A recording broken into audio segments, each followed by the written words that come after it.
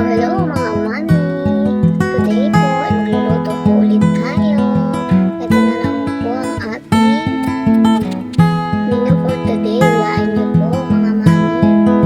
Ayan po, nagisa-gisa lang po ako ng patatas at carrots. Alam niyo po ba na ito naman ang request request ng aking asawa na magluto daw po ako ng pork bacon. Akala ko dati ay mahirap lutuin ang mga ganitong putahe. Pero ngayon na mature na tayo, syempre tumatanda na. Unti-unti, nalalaman ko na kung paano magluto ng mga ganitong putahe. Kaya naman po nag-request po sila. Ayan, no choice po ako kung di gawin. Syempre research lang tayo. Salamat din po pala sa ating YouTube. Dahil dito natin i-discover ang mga hindi natin alam na lutuin.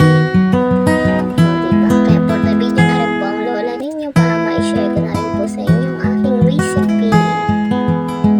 Yan po, gisa-gisa po ng bawang sibuyas and then next ko na po ang ating pork. Ang nilagay ko nga po palang pork ay kasi part ng kasi. Then naglagay din po ako ng paminta. Haluin lang po and then lagyan na rin po natin ng water.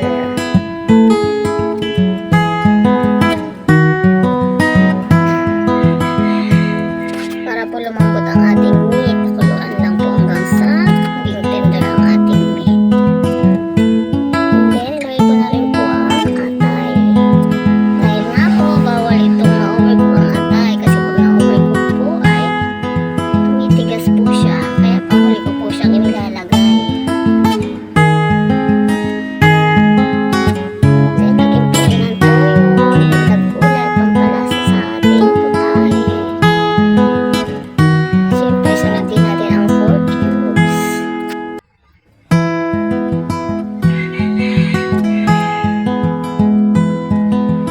Ang oyster sauce na pampalinamnam, may tamis, dagdag tamis sa ating ulam.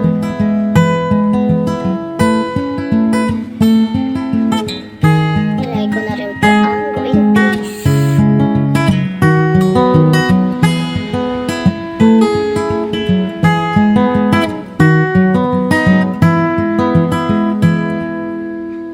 Ayan po yung reno.